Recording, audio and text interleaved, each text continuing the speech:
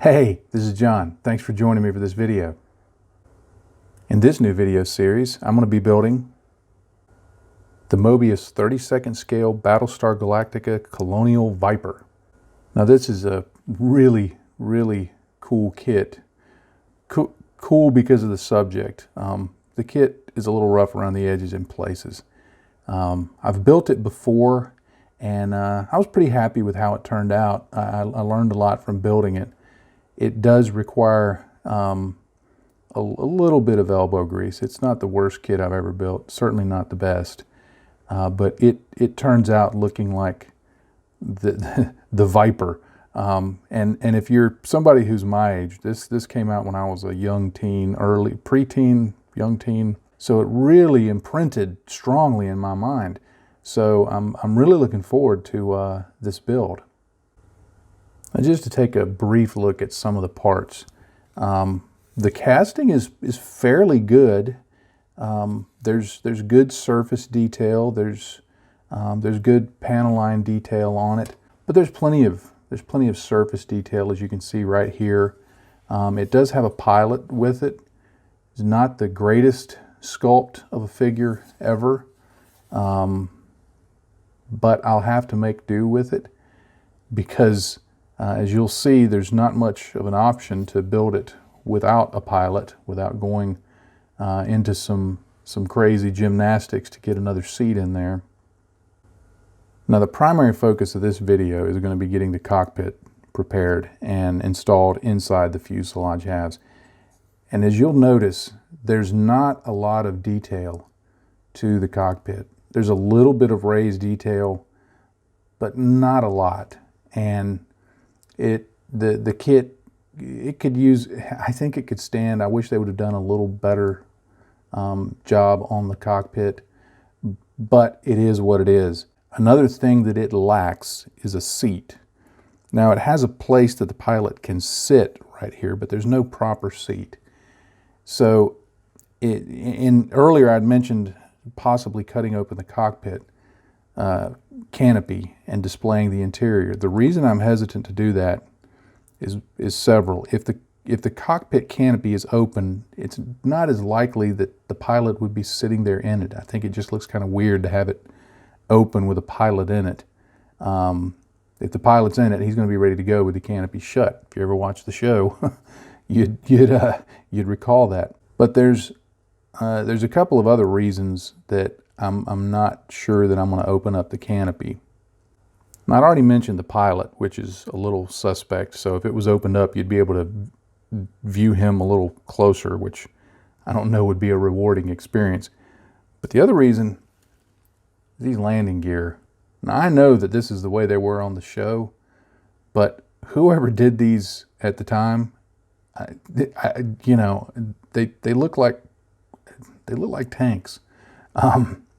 And I just don't know that I want to have these things hanging down from what is otherwise a really cool, clean space fighter design, and then have these just tractor undercarriage hanging loose underneath them. So my thinking right now is I'm probably going to do the whole thing buttoned up and just have to look through the clear parts to see the interior. Now, I am slightly questioning my sanity because I normally do not willingly do this, but I'm going to use a photo-etch set to dress up the cockpit. Now, everything I've ever read about this set says that it's very nice, it fits well, no problems with getting it in there. But this set has never met me, and me and photo-etch don't mix. So I'm going to give it a try. And the thing is, it's kind of a do or die, because if you commit to putting in the photo-etch, you have to scrape off this detail. Once you scrape off that detail, short of just buying another kit, you're committed to using the photo-etch. So I am going to use it, though I will tell you going into it, I'm a little bit reluctant. So don't be, but I want to try it. I think it would look good if I can get it in there. But don't be surprised if towards the end of this video I'm sitting here drumming my fingers and going, well, that didn't work out too good. Whenever I'm removing detail from plastic like this, I keep several tools handy. One is, of course, your standard hobby knife with a number 11 blade in it. That's always useful for getting at little fine details and just fine-tuning things. Another is this more rounded blade. I'm not sure what the number is on it, but this can be really good for making cuts and kind of, using it to kind of wedge things down and scrape against things. This is a really good tool to have. Another one that's really useful is this flat edge knife blade there. You can see it's had a little bit of use, and it's really sharp on the end there, but that flat edge and this flat back to it make it something that you can put up against a part and slide along and trim stuff off there. Now the goal in doing this is not to make this perfectly flat. The goal is to not have any raised surfaces here. Now, meaning if you gouge some out, that's okay. The photo etch will go over the gouges. The things you don't want is the stuff standing up proud from the surface. So that's the goal there. This doesn't necessarily have to look pretty after you've cleaned it up. You just want it to not have anything raised up off the surface to interfere with the photo etch. All right, well, as they say in show business, here goes nothing. Now all I'm going to do is just use this edge, this flat one like that. You see how I'm just shaving that off? I guess it would help if I was a little more on camera. But I'm just shaving that down. And if I go, like I said, if I get a little more than what I need, I'm okay with that. Every now and then you may cut it a little deeper and you have some left over, and you just have to go in with these other knives and clean that up.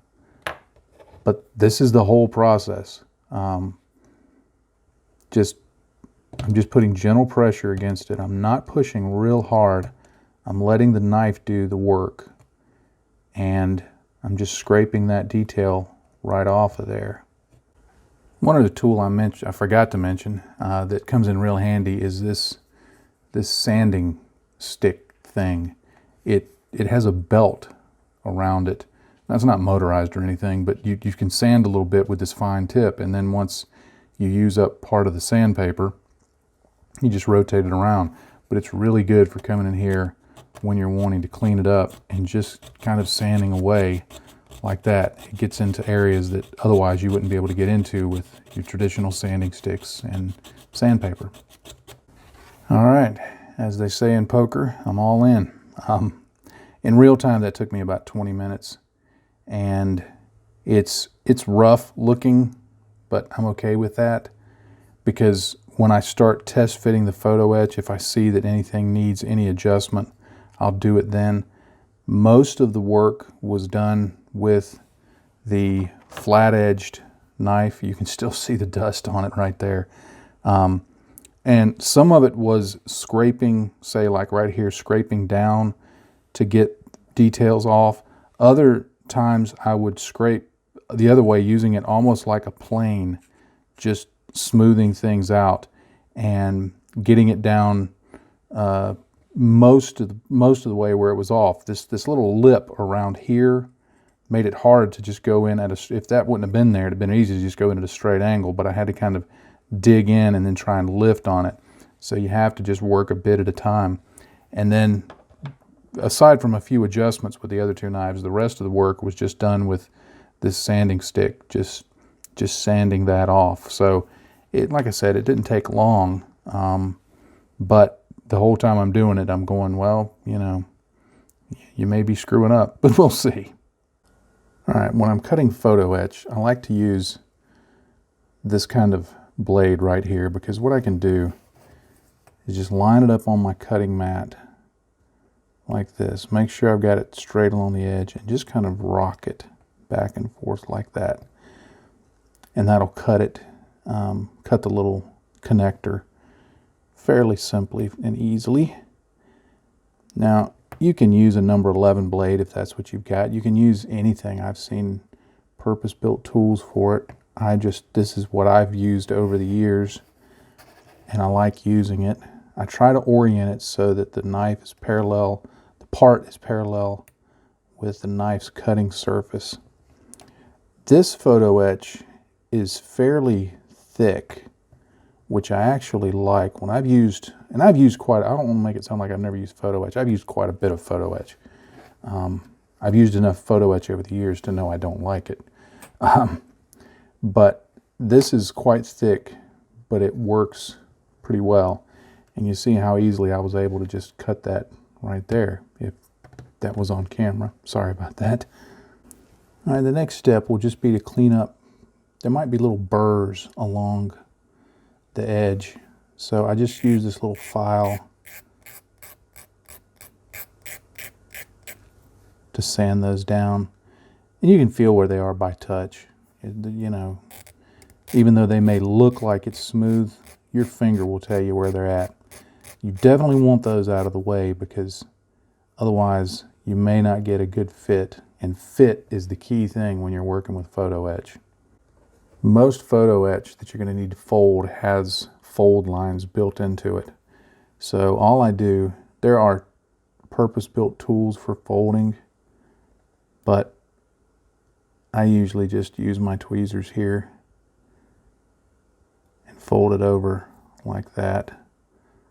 Now what I'm doing is I'm folding it to conform with the contours of the cockpit. It's not just kind of an arbitrary fold.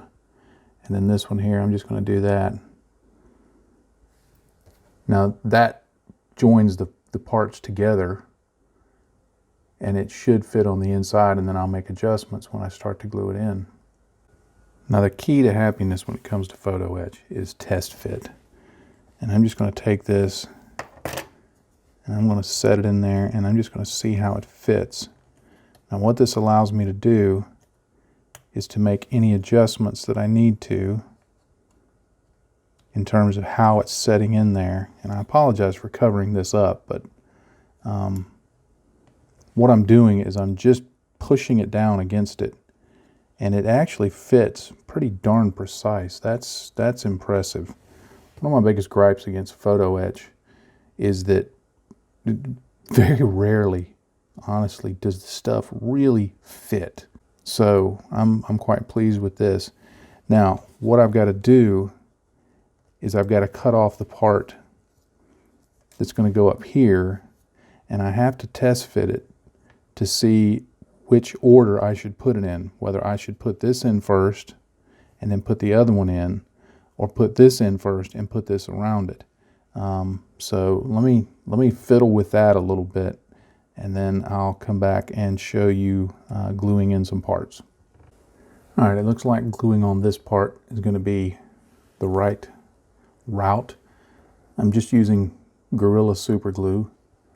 You can use whatever you want. I prefer the thick stuff rather than the thin. But all I'm going to do is just put on a couple of dots of the super glue with a toothpick or a cocktail stick, depending on your part of the world. And then I'm just going to come in and place that right in there. Now you have to move quickly because the glue will dry very fast. And then I'm just going to hold it down. Try to hold it down. This is why I don't like working with photo etch. I wish there was a better glue for photo etch.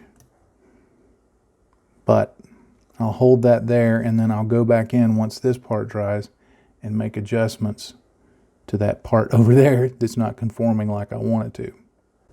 All right, I got that glued in. Took a little more finagling than I thought it would. Now I'm just going to go in and glue in these side pieces, and I apologize. I wish I could do this on camera, but it takes so many little adjustments.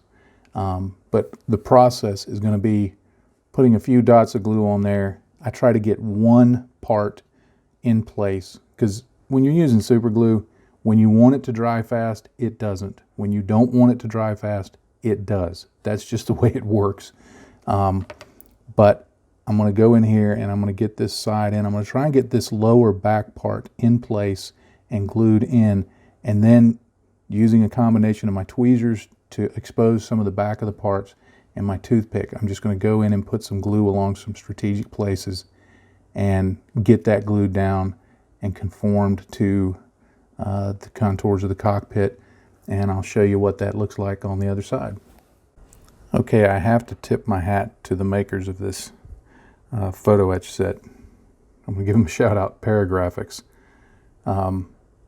This stuff works. Now, I did end up gluing my finger to this sidewall, which is par for the course for me when you're working with super glue. But the stuff went in there without too much fiddling. All I did was I put beads of glue along this bottom edge here, on, of course, on the other side. And here I would hold it with my finger because my finger wouldn't get fouled up in the glue. And here I used my tweezers. And I just held that in there for a 30-second count, let that set, and then just gently lifted this up with my tweezers, and with my toothpick put in a drop of super glue along there, and then did the same thing along here. And it went in there without too much problems. Now I'm gonna have to test fit it because they couldn't replicate this curve, of course. So I'm gonna have to see if I need to file that down. But at this point, this is ready for painting just like you would any cockpit.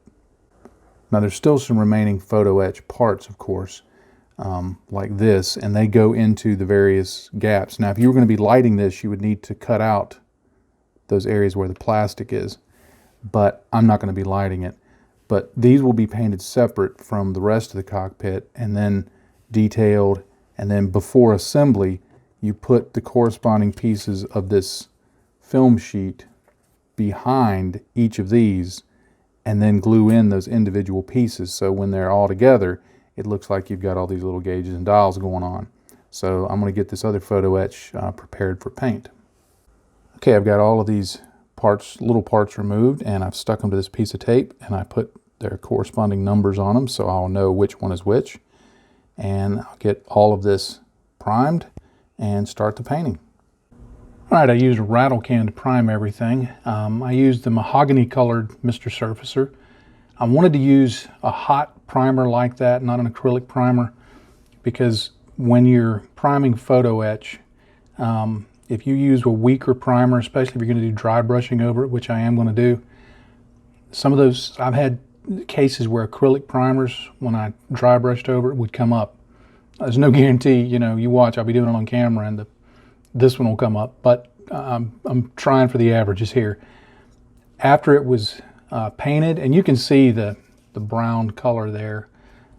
Make sure if you do it like this to mask off your numbers. I almost blew that. I painted this interior part in Tamiya XF69 NATO Black, which is actually a very, very dark gray. And then I painted the instrument faces for these other pieces in Tamiya XF63 German gray. Now it's, you know, here on camera, I don't know if you can see the difference, but these will be just a little lighter than the interior. So I'm hoping that that'll kind of set them off, maybe highlight them a little bit. And I'm going to take some dry brushing steps that should also help enhance that. Now, another thing to keep in mind when you're building this is be sure that you paint the inside of the fuselage halves, because even though the tub is going to fill up most of it, if you do a test fit, there'll be places where you can look back in here. Now, it may be real hard to see it. It may be impossible, but I didn't want to end up with some of the bare plastic shining through, so I went ahead and painted those. And if you forget to do it, just slap on any kind of black paint, dark paint. It won't really matter. You just don't want the bare plastic showing. And what I'm going to do is I'm going to dry brush this cockpit tub with Vallejo neutral gray, which will, you know, highlight some areas and bring out some of the details. But then what I'm going to do is when I get to the faces of the instrument dials and so forth, I'm going to use sky gray, which will be a little lighter, and again, will just help those maybe stand out a little bit from the surface. For the dry brushing, I'm going to use this makeup brush. The reason I want to use this is it's very soft, and you can see by the paint on the paper towel there, this is take 2. And it's not going to take up any of the photo etch, hopefully. It's not going to knock off any of the paint or primer. If you use a fairly stiff brush for photo etching, for dry brushing rather, you may run into problems when you try to do it over photo etch. So I'm just going to start here along the upper edge just to kind of see how my paint distribution is, and it looks good. So I'm going to go in and just start hitting those edges. Now I'm trying to be very gentle with my pressure. I'm okay if I smear some paint around, if I get different streaks and chips. All of those will hopefully make it look like it's been used, it's been, you know, lived in. If you've ever, you know, had to be in a vehicle professionally, whether it's military or police or truck driver or whatever, if you do something where you spend a lot of time in your vehicle, you know how that can get beat up. But you see, it's just bringing out some of those edges and some of the finer details that the photo etch set brings to the table. But I'll just continue doing this dry brushing and then move on to the instrument faces. All right, I finished dry brushing the instrument faces with the sky gray, and you can see that it leaves them just a little bit lighter and a little bit brighter than the cockpit that they're going to be eventually mounted into. So it'll just help sell the fact that these are supposed to be raised detail, give them a little more depth, make them stand out a little more, and hopefully when somebody's looking in through the canopy, make them a little more visible. Now while I wait for that dry brush paint to dry, I'm going to go in and I'm going to paint this headrest with Vallejo leather brown. Now, I don't know if that's canon or not. I'm not too worried about if it is or it isn't. What I want is I want something to stand out in the cockpit that says, you know, seat, that says this is a headrest, this is, you know, some structure for the pilot. So I'm just going to go in here and paint this in with a leather brown, and then I'll come back once it's good and dry and I'll give it a little bit of a gradient. All right, the paint has dried on this headrest, and I want to add just a bit of a gradient. Now, there's a lot of ways of doing this. You know, you could use oils to blend something in.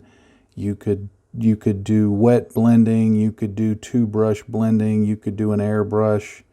There's loads of ways. One of the ways that I like to do it, and I do this as much of an exercise in practicing and trying to make sure that I keep the skill up as I do for the effect itself. But what I've got here is I've got the original base color, leather brown, from Vallejo, and then I had this Vallejo beige color. I've thinned each with 2 drops of airbrush thinner, 2 drops of flow improver, and 2 drops of glaze medium, because you want a really thin glaze here. Let me show you how thin. Let me get some off of there. And I keep this paper towel so I can wick it off if I need to. But you can see there's good color there, but it's fairly thin. Now, what I'm going to do, let me wipe that off on my pants, which my wife always loves when I do it. I've pre-thinned them both because what I want to do is I'm going to clean my brush here.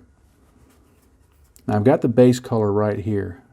I'm going to get a little bit of, mix it each time, I'm going to get a little bit of the beige. I'm going to mix it in there, which is going to lighten that up just a little bit. And you eyeball it. I probably want to do a little more than that. Let me unload that. Get one more brush full. Sometimes if you're not careful, you can be so subtle that you subtle yourself right out of actually doing anything. So I don't want to do that here. So I've got that, and it's just slightly lighter. And I'm going to offload most of that on there. And all I'm going to do is I'm just going to start bringing this up to the top of the headrest like that. Now, don't start all the way at the bottom. I'm going to clean the line up like that. And then I'm going to start bringing that up. And it just adds a little bit of color to it. not much at all. And then I'll give that a little bit of time to dry and apply a second application to the headrest. Once that dries off completely, see that rogue, look out for rogue drops of water. Sometimes they will jump up and bite you. See that hanging there on the ferrule of the brush? Watch out for rogue drops of water. Once that dries, and it's gone ahead and it's dried, so let me do that while I'm talking. I'll go in, and again, unloading the brush because you don't want to dump a bunch of color onto it. I'm just going to pull that up. Now, the reason I'm doing the strokes from the bottom to the top is paintbrushes generally deposit more color at the end of the stroke than at the beginning. So I want more of the color at the top. Now, I'll let that dry again. I'll go in and I'll put in another couple of brushfuls of this beige, and I'll start the next pass, but I'll do it just a little further up. And then I'll repeat the process until I get just a very a lighter pass up at the top. Now, I'm not going to demonstrate the whole thing because we'd probably both pull our hair out just sitting here listening to me ramble for 10, 15 minutes, because it does take a little while. But what you end up with, using only two colors, you're just mixing them, is a fairly decent gradient that, because you're doing it as a glaze, there's not going to be too many sharp transitions, and it's going to go from darker to lighter. And then at the end, I'll take this much lighter color here, and I'll just do a very fine edge highlight around that edge. And when somebody looks through the canopy, they won't see, if you look up close, you'll see the different, some differences in the gradient, and it may not be a perfect blend. But when somebody looks through the canopy, it's going to look like something that's catching some light. It's going to give it some depth. Just give it an interesting look, rather than something that's just painted brown. So let me continue doing this, and I'll show you how it looks when I've gotten all of the glazing layers in. All right, you can see that I've got a nice little gradient going there, and I'm just going to go in here and up towards the top. I'm going to use just the edge of my brush to put in just a bright edge highlight like this.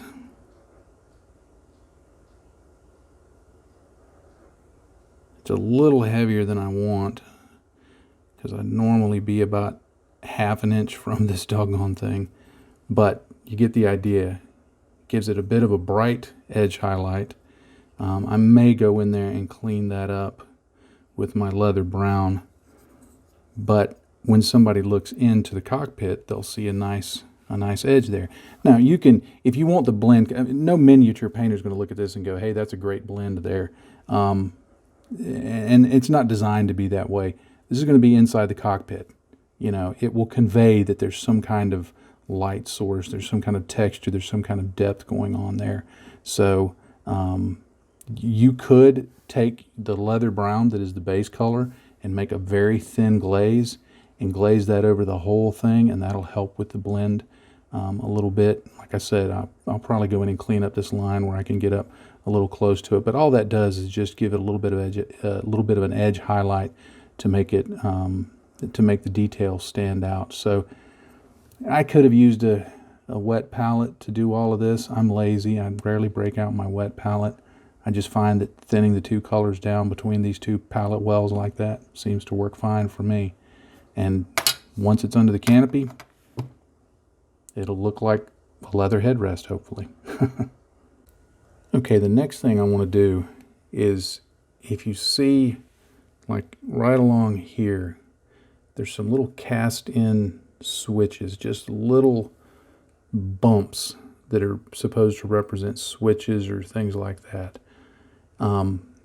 Those, while the dry brushing picked them up somewhat, I want to make them stand out a little more. So what I'm going to do, now I'm going to try to do this on camera, but I may have to drop back and punt and do it off camera and just explain the technique. But what I'm going to do is I've got some Vallejo Sky Gray here in my palette. And I mixed this, I put in 1 drop of that and 1 drop of Flow Improver. You want your paint to be fairly thin, but not runny. You want to have some control over it, but you also want to have some good flow. And then you don't necessarily need a tiny brush. You need a brush with a good point. That's what's important.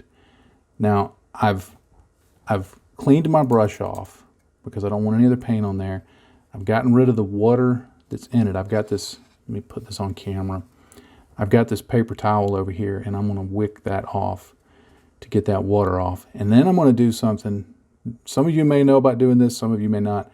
I'm going to lick my brush. And by lick it, I mean I'm going to stick it in my mouth and pull it out.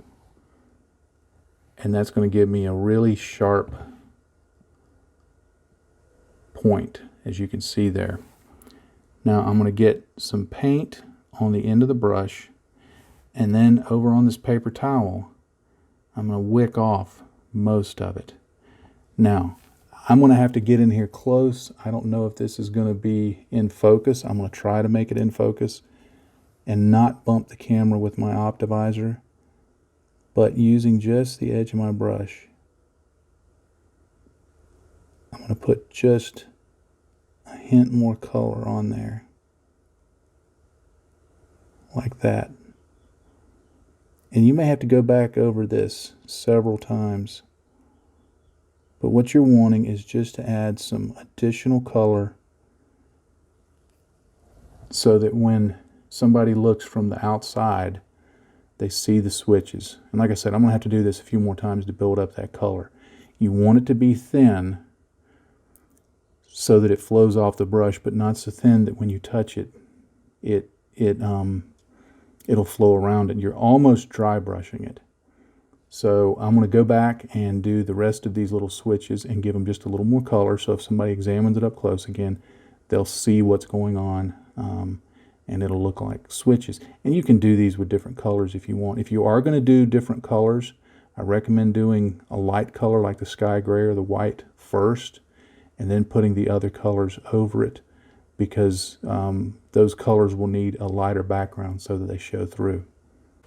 Okay, I finished that up, and it is very subtle. Now you'll notice over here, I didn't offload my brush enough. In fact, I did it twice. But what I did was it got a little more paint there than I would have wanted. So what I did was I just developed it into one into kind of a square shape and one into kind of a circle. And what I'll do is I'll go back later and just touch that with a dot of red so that it looks like a red switch. So if it gets a little out of kilter, turn that to your advantage. Make it into a square, make it into a circle. You can always go back and repaint it and start over, but I tend to just say, okay, how can I correct for this and move forward? And then you'll notice they've got this one dial that I filled in with white, and then I'm going to put some other colors in there to make it look like there's something going on there. So these are just about ready to add the backing to them and add them into the rest of the cockpit. Okay, here's the point where I really start questioning my sanity. It's finally time to take these little itty-bitty parts and match them up with these graphics and glue them in here. Now the instructions give you a handy-dandy guide to show you where everything goes and what piece of film goes with what etch part. Not every etch part has film associated with it. So to help me stay unconfused, which if you ask my wife, she'll tell you that's a task. I highlighted the ones that don't have any film.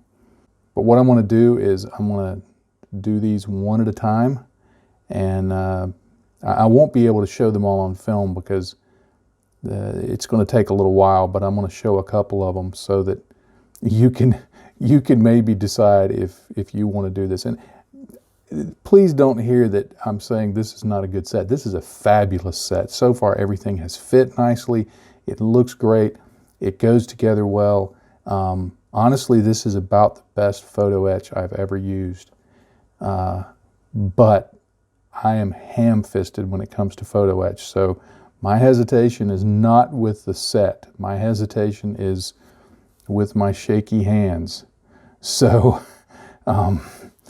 that's what I'm facing. Okay, well, let me tell you what I was not able to film. I'm going to try it again. I'm using PVA glue, white glue, Elmer's glue that I thinned with water to put on to the cockpit. And what I did was I put some of the glue around where the photo etch part needs to go. And then I used my tweezers to pick it up and put the part on there, and then use the tweezers and the toothpick to adjust it. Now I tried to film it, but I had so many problems with dropping the part, trying to make adjustments to it, and then to couple it all together. I have such poor vision that without my optivisor, I can't see what I'm doing, and getting in here close enough to be able to do this is turning out to be quite a challenge. So I think I'm going to have to do most of this off camera and simply describe what I'm doing. But I'm going to try one more time. And I've got this part, if it won't tweezer pull it off into the universe. And I'm going to put it right there. That worked better this second time. And I'm going to position it. See how the tweezers wouldn't let go? All right, this is why I wanted to work with PVA glue, because I can adjust it. Now, what my plan is when I get a few of these on, I'm going to paint over them with Future to try and seal them into place. Now, it's going to take a while to do this because I'll have to do a few, paint over it, let it dry, do a few, paint over it, let it dry. I could use Future to attach it in the first place, but Future, when you first put it on, has very little tackiness. I wanted the tackiness of the white glue to hold it in place, and then the Future will hopefully seal it in. And then I can see by the trouble I'm having getting these in, I'm probably not going to be able to film getting the ones in with the film backing. I will try to.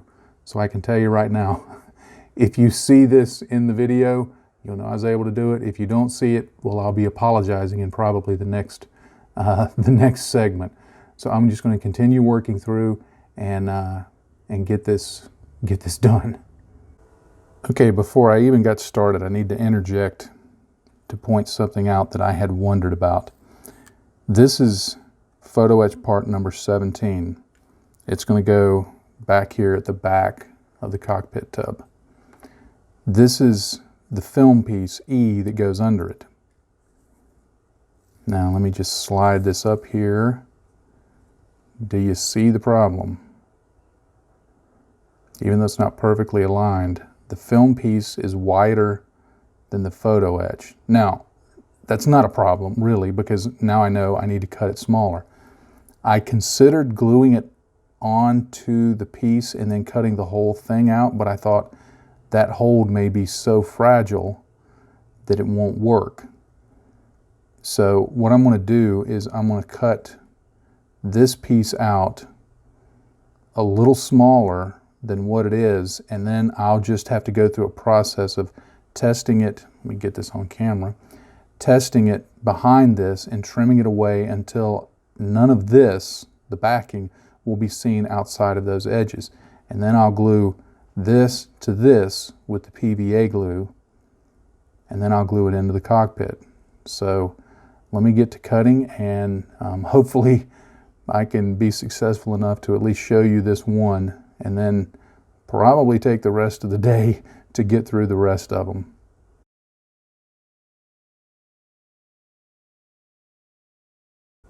Okay, so far I've managed to get through this without using any paratrooper words on or off camera, but I think I'm getting close to some off-camera usage. All right, I'm going to try this again, and you're seeing this live.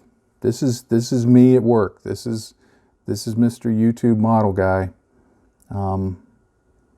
Looks like I'm going to have to hold this down. I was holding the film off camera.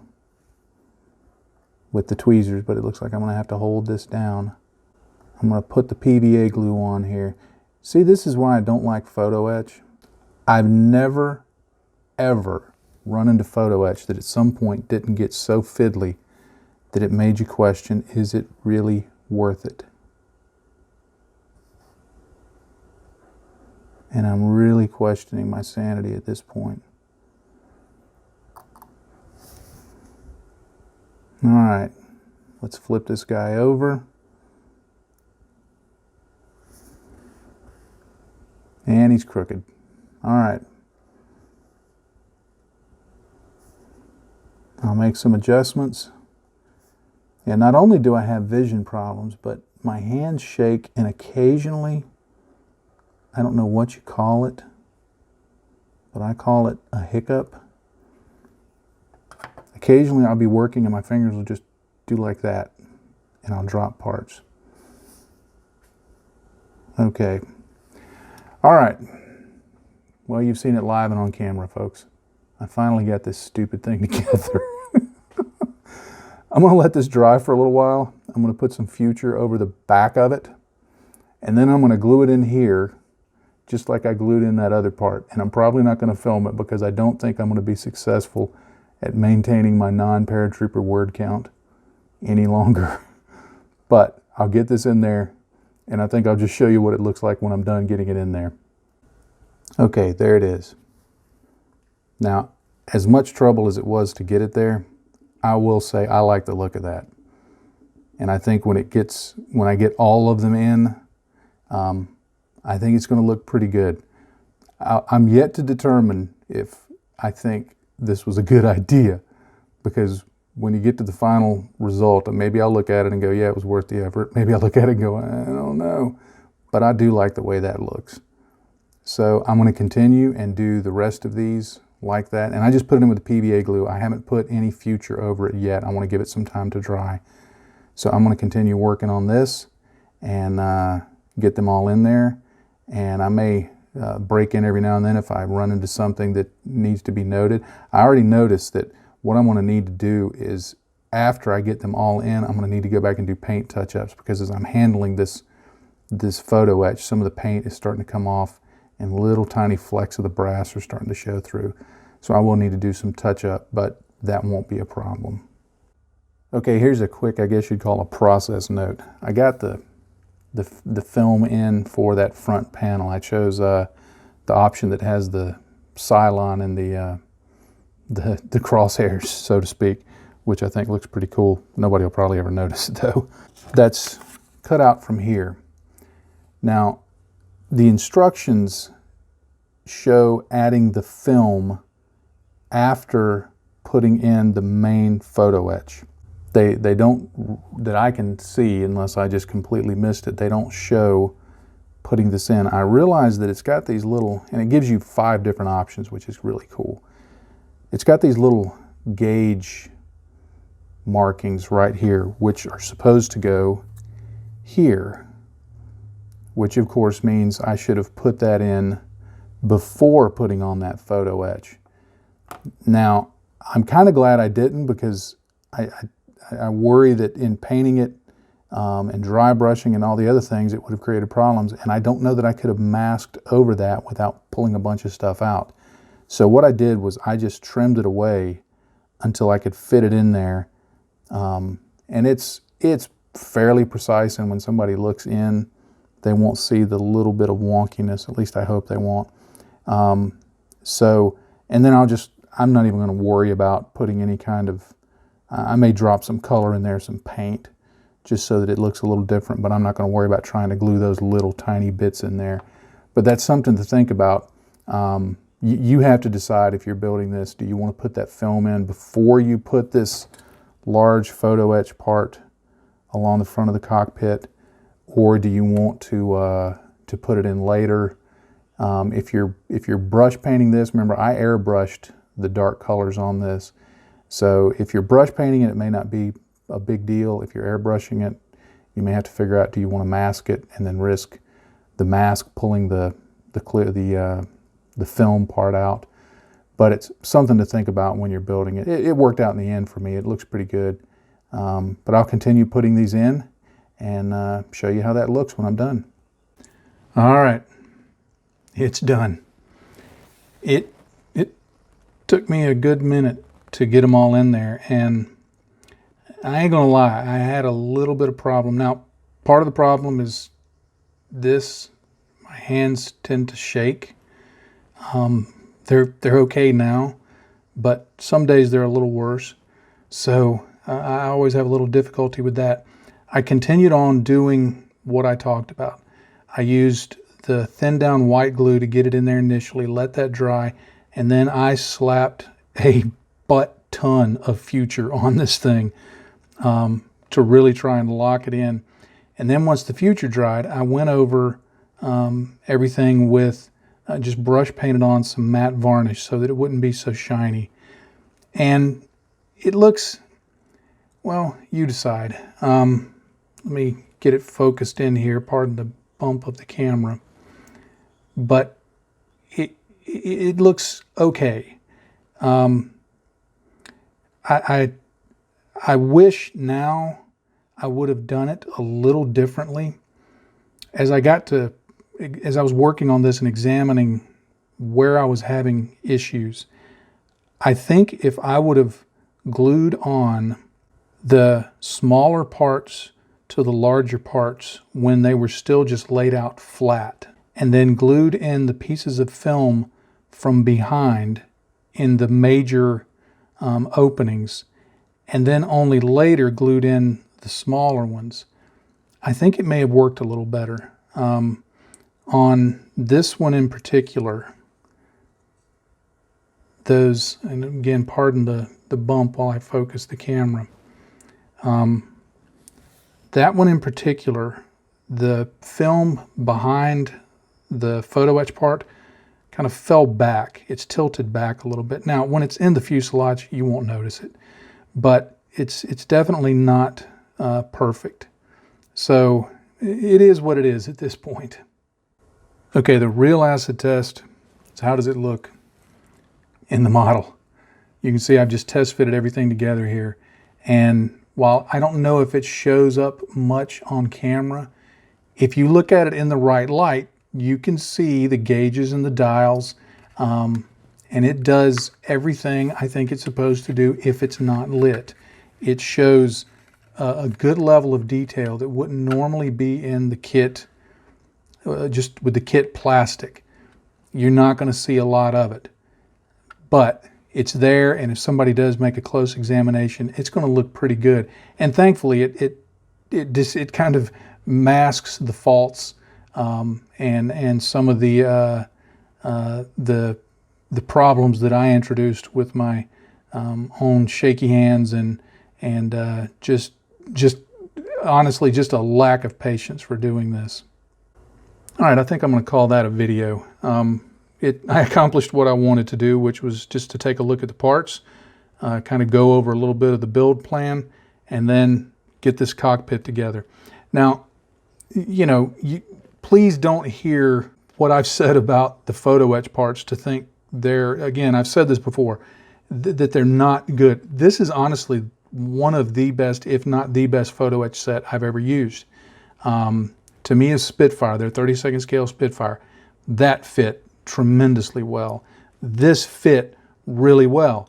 It's the nature of the beast that when you're dealing with these little pieces of metal, it can just get kind of fiddly, especially when you're trying to put those backings on them. But they do look really good when you're done.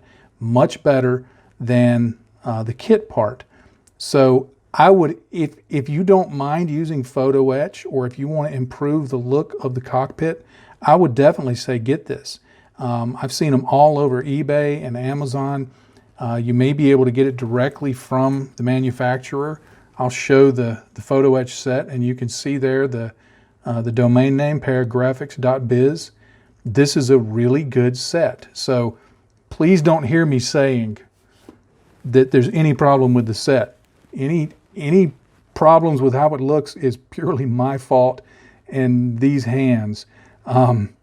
And again, my lack of patience.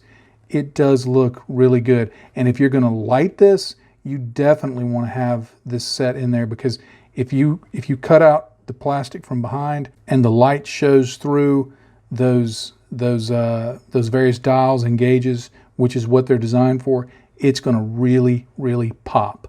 So if you're going to light it, definitely do this. In the next videos, I'm going to show you how to get everything together, get the fuselage together, get it painted, get it weathered. When I built this before, I got to the end of the build, as most of us do with any build. I got to the end and I thought, okay, there were some things that went well and there were some things that I would have done different. Well, now I've got the opportunity to do them different.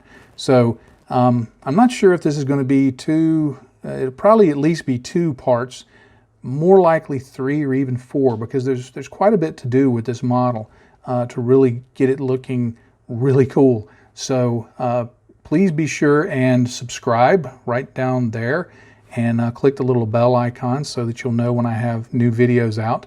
There's also links down below to my social media. If you're on one of those social media platforms and would like to follow my work, please connect with me there. I've also got a blog and you can take a look at that. And finally, there's a link down below to Patreon.